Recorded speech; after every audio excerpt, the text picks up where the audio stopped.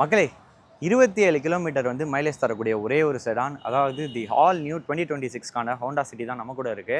And இந்த 2026 அப்டேட்டில் இருக்கிற முக்கியமான சேஞ்சஸை பற்றி தான் இந்த வீடியோவில் பார்க்க போகிறோம். அப்படியே ஒரு ஃபாலோவும் சப்ஸ்கிரைப் மட்டும் பண்ணி வச்சுக்கோங்க.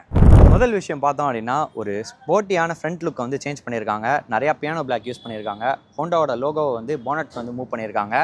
அண்ட் ஒரு ஃபுல் லென்த் கனெக்டட் டிஆர்எல்லுமே வந்து கொடுத்துருக்காங்க.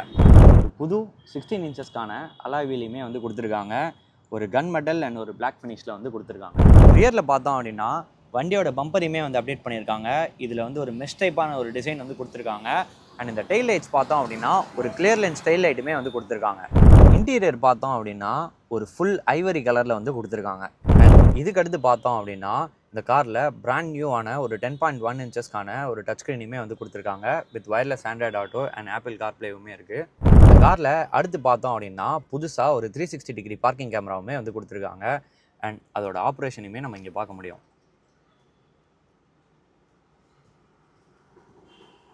அண்ட் இதுக்கடுத்து ஒரு மோஸ்ட் யூஸ்ஃபுல்லான ஃபீச்சரையுமே இந்த காரில் வந்து கொடுத்துருக்காங்க. அதுதான் ஃப்ரண்ட் 2 சீட்டுக்குமே வென்டிலேஷன் வந்து கொடுத்துருக்காங்க. அண்ட் அதை ஆப்ரேட் பண்ணுறதையும் பார்த்தோம் அப்படின்னா இந்த ஏசி கன்சோல்லையே வந்து கொடுத்துருக்காங்க.